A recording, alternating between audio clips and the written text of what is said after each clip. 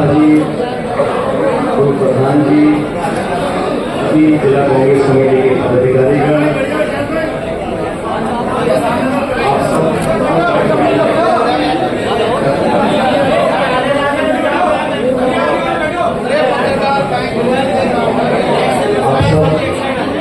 जिला कांग्रेस कमेटी बहुत बहुत धन्यवाद। आपने स्वागत सम्मान किया, इसके लिए धन्यवाद। साथियों, प्रदेश की सरकार को बने अब लगभग 2 साल हो गए और एक लंबे समय से जो स्थानीय चुनाव होने थे राजस्थान में वो नहीं हो रहे। कभी परिसीमन, कभी कोर्ट कचहरी का बहाना देकर ये सरकार प्रशासक बता रही है, चाहे वो नगर निगम में हो, चाहे पंचायत समिति में हो, जिला परिषद में। और इन 2 सालों में जो वादे कर भारतीय जनता पार्टी ने जनता के बीच वोट मांगे थे, आप लंबी फहरिस्त है जिन बातों को बोलकर बीजेपी सरकार में आई थी। आज हम आचरण करें, एक नागरिक होने के नाते आप समझेंगे कि कांग्रेस में हमारी पार्टी ने, केंद्र सरकार ने, राज्य सरकार ने जो जो योजनाएं और कार्यक्रम चालू किए, मैं उदाहरण देना चाहता हूं नरेगा का। नरेगा वो योजना थी जो स्कीम नहीं है, एक ऐसा प्रोग्राम है जो संविधान में अंकित है। हर गरीब व्यक्ति के परिवार में एक व्यक्ति को 100 दिन का रोजगार। और ये मेरा आरोप है राज्य सरकार के ऊपर, नीतिगत तरीके से आपने इतनी हिम्मत नहीं है कि आप नरेगा को बंद कर दो, लेकिन आपने लगभग उसमें ताला लगा दिया है, जानबूझ के पूरी प्रक्रिया को जटिल कर दिया। आज कितने लोग नरेगा से काम ले रहे हैं? मुझे याद है जब कोविड का भयंकर समय था, उस समय 50-55 लाख तक प्रतिदिन लोगों को रोजगार देते थे। एक व्यक्ति को उसके हाथ में जेब में पैसा मिलता था। उस योजना को लगभग समाप्त कर दिया है। हम लोग शिक्षा का अधिकार, खाद्य सुरक्षा का अधिकार, तमाम ऐसे कानून बना के गए थे जिनको सरकार जानबूझ के तार-तार कर रही है। और केंद्र सरकार ने तो ठान लिया कि विपक्ष को किसी भी हालत में अपनी आवाज उठाने देना नहीं है। मैं भी पत्रकार साथियों से बात कर रहा था, 11 साल से मोदी जी की सरकार केंद्र में है और पिछले चुनाव के अंदर जो दावे किए गए थे 300-400 पार 240 पे आगे अटक गए। नीतीश कुमार जी और चंद्रबाबू नायडू, इन दोनों की बैसाखी के सरकार चल रही है। और आज के आप देखिए क्या कानून लाना चाहते हैं देश के अंदर कि किसी नेता को आप 30 दिन जेल में रख दोगे तो 31वें दिन उसका पद छिन जाएगा।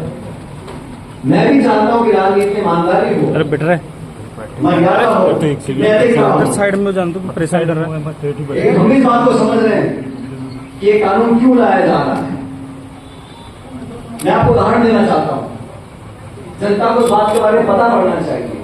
पिछले 11 सालों में ईडी ने 5800 लोगों पर छापे डाले हैं, केस किया है, कार्रवाई करी है। 5800।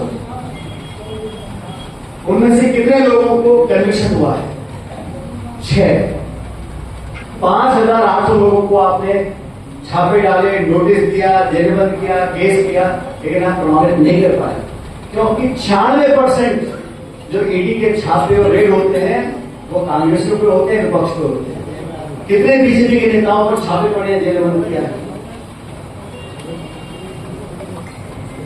अपने साथियों को, नायडू जी और नीतीश कुमार जी को कंट्रोल में रखने के लिए ये कानून लेकर आ रहे हैं कि तुमको भी फर्जी मुकदमे बंद कर देंगे और 30 दिन के बाद आपकी पद जा। और ऐसा कानून है इसमें कोई कोर्ट नहीं, कोई कचहरी नहीं, कोई अपील नहीं। आपको झूठे मुकदमे बंद कर दो और 30 दिन तक बेल नहीं मिले, अगले दिन आपका पद गायब। ये जो कार्रवाई करने का तरीका है, निर्वाचन आयोग को निष्पक्ष नहीं रहने दिया।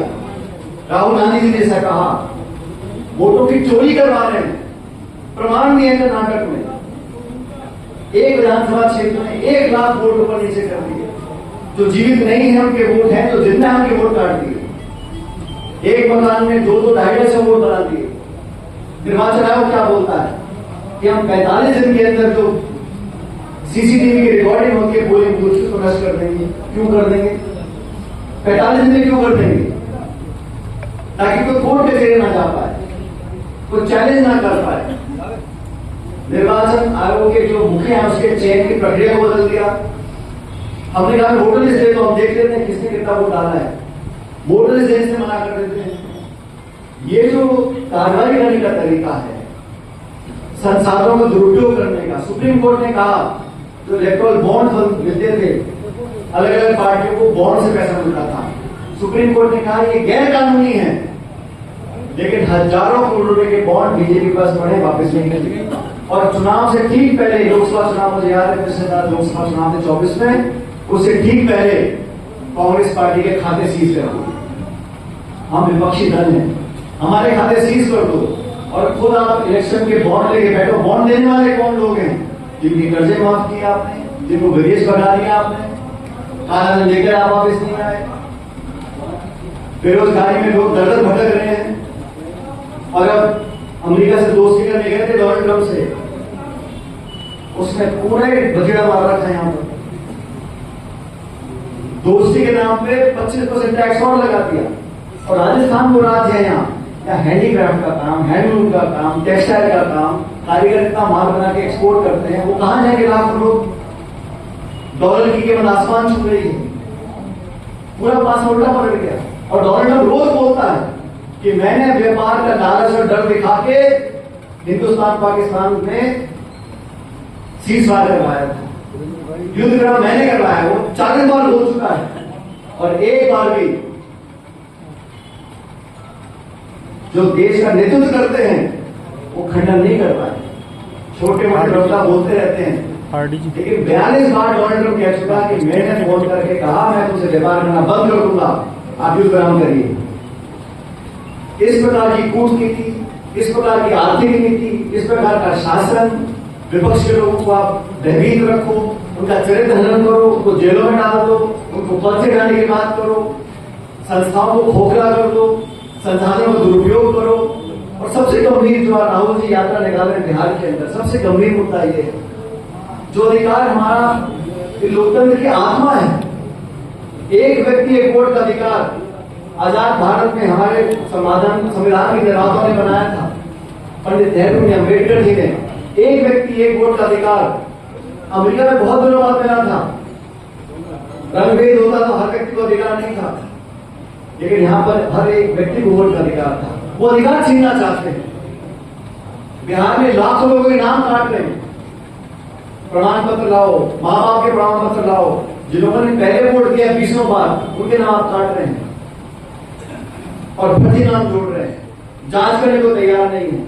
तो वोट चोरी का जो मामला है, ये पूरे देश में जनता समझ चुकी है कि गड़बड़ी वोटों की लिस्ट की जा रही है। और मैं यहाँ पे जिला कांग्रेस कमेटी के अध्यक्ष जी, आप सब यहाँ मौजूद हो, यहाँ पर जिन्होंने परिषद की कार्रवाई करी है नगर परिषद में, यहाँ पर भी हमें सचेत रहना है।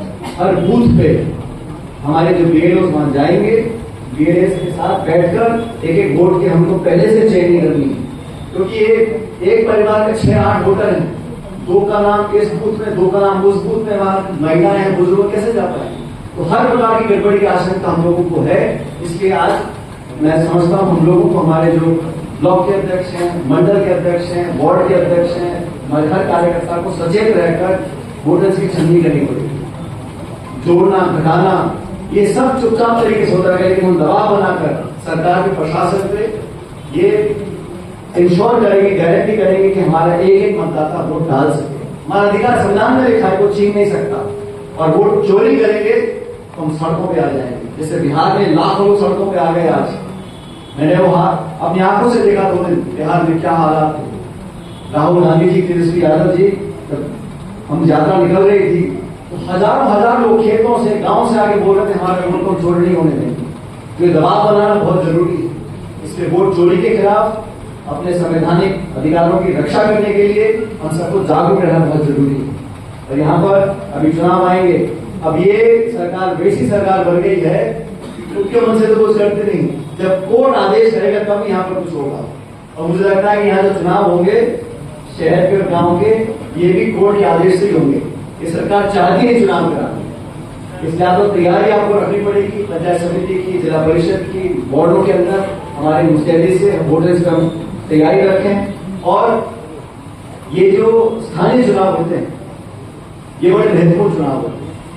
यहाँ से सभी से आग्रह करूंगा अभी से हम तैयारी में लग जाए और यहाँ पर जो भी बदलाव किए हैं, कुछ पंचायतों को जोड़ने का काम किया है, कुछ नाम हो सकता है कटे हो, उस सब पर ध्यान देकर हमें आने वाले अग्रिम जो चुनाव आएंगे कुछ महीनों के बाद पूरी तैयारी के साथ, पूरी मुस्तैदी के साथ संगठन को साथ लेकर हम लोग काम करें, ये मैं आपसे गुजारिश करता हूँ। और अभी जो हालात पैदा हुए थे पूरे प्रदेश में, जिले में, मैंने प्रशासन से बात की है, जयपुर में बात करी थी और मैंने कहा जो भी राहत पहुंचानी है, जो सड़कों के गड्ढों की भराई करनी है, जो राहत सामग्री, पैसा, मुआवजा देना है, कई खेतों में पानी भर के वहां किसानों को नुकसान हुआ है, वो सब तुरंत प्रभाव से सरकार को, जनता को रिलीफ देने के लिए पैसा लोगों की जेब तक पहुंचे, ये उनको कार्रवाई करनी चाहिए। उस सिलसिले में कल विधानसभा का सत्र है, हम पूरे विपक्ष के लोग सरकार की जवाबदेही तय करेंगे और आप लोगों को खुद आवेदन करके जा रहा हूँ आने वाले समय के लिए अपने वोटर लिस्ट और अपने क्षेत्रीय चुनाव की तैयारी आप पूरी मुस्तैदी से करें। और मुझे पूरा विश्वास है कि यहाँ कांग्रेस पार्टी भारी बहुमत लेकर दोबारा जीतेगी। बहुत बहुत धन्यवाद। जय हिंद।